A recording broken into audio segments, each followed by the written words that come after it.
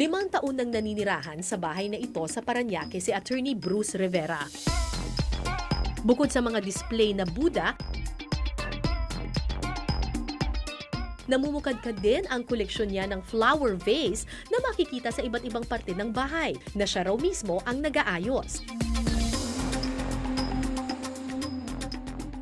I have friends kasi na judges. Yung isang judge ng taga Bulacan, taga Malolos, invited us one day for coffee. Tapos sabi niya, maraming mga antiques dito. So I went to one of those antique ang shops. ganda! Nakita ko siya, tapos, yun nga, I bought it. Tapos nasa labas pa siya ng ilang araw kasi di ba pag antique, kailangan ilabas mo siya muna bago mo siya ipasok. Kasi, To cleanse it of... mga bad spirits. Baka daw may sumama. Ilalabas mo muna. Labas mo, wag mo Paarawan. pahanginan lang para Hanginan, oo. Then after 3 days, ipasok mo na siya sa loob. Pwede na. Para yun, walang sumamang espiritu. baka walang sumama. Yun ang sabi. So ginawa ko na lang din para walang complications. Tapos dito naman on the other side, ito yung faculty ng San Beda School of Law. School of Law. This is the faculty of San Beda School of Law. I'm not a Ikaw pinakamaganda. Sana. Hopefully. Oo. Minsan yung mga di ba sabi nila sa law daw, sa mga abogado, medyo cliquish yung mga yan. Merong mga boys club, yung mga ganyan. Pero hindi you didn't feel that? No. Kasi the bottom line is, pare-pareho din naman kayo ng ginagawa eh. So, may commonalities. Siguro, magiging boys club lang siya pag, for example, yung mga extracurricular na hindi ako nakaka-relate. Ayun, siguro in a way. Pero, I go more for the female lawyers kasi para kami ng gusto. Like, for example, if we go out, nag-retreat kami out of the country, ganon. Yeah. Mas masama ako sa mga female lawyers kasi shopping ang gusto. So, yun, nakaka-relate ako. Dito rin makikita ang alaala ng kanyang pinakapaboritong alagang aso na si Chandler. So meron kang ito, parang paw print ba niya ito? Paw print niya. Oo. Ito naman si Bibi, ganun din. He died, pero hindi siya, din siya. All my dogs are my favorite, pero ito talaga yung Pinakapaborito mo. Ano ito? ashes nila.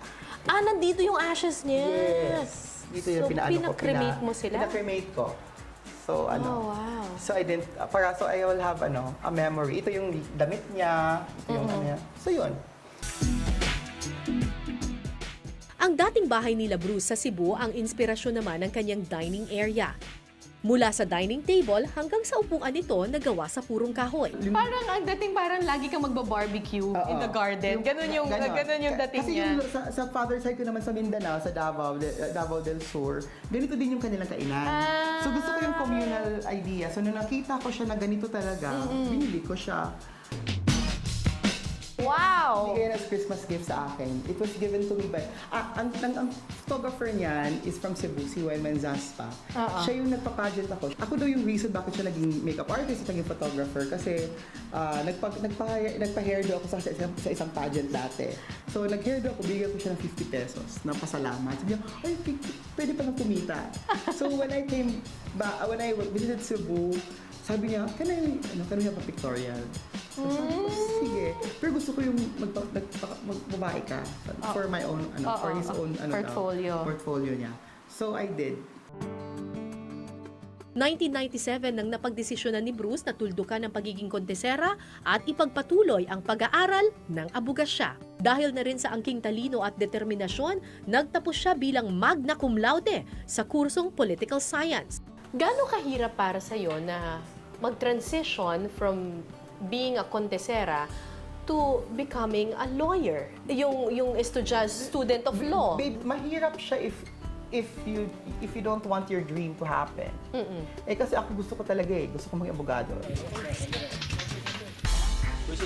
Naging matunog naman ang pangalan ni Attorney Bruce Rivera nang palitan niya si Attorney Lorna Capunan bilang abogado ng tinaguriang pork barrel queen na si Janet Napoles. Bakit mo tinanggap yung trabaho na maging tagapagsalita niya? Alam mo namang maraming galit sa kanya nung panahong iyon. Well, una sa lahat, I was just doing it because number one, walang kagawa, wala nang gumagawa. Secondly, Mrs. Napoles was nung time na yon, kaibigan ko siya. And there was a time also in my life na Well, natulungan niya ako in more ways than one. So, the least Paano I could- kanyang natulungan? Well, yung partner ko na namatay before was in the hospital, meron akong, of course, nagkakulang ako sa finances. Finance. Siguro mga 160,000 to pay for the hospital bills. Si Mrs. Napoles, hindi ko tinanong, I never asked. Ano yun? I think 2013 yun yung unang pumuntok yung balita. She helped without question. Sa pagtanggap niya sa kasong ito, marami raw ang nanghusga sa kanyang pagkatao bilang abogado. Gaano kahirap maging abogado ni Janet Napoles? Mahirap because number one, against public opinion ka palagi. So, you have to be very careful what you will say kasi nga baka i-twist, baka islant.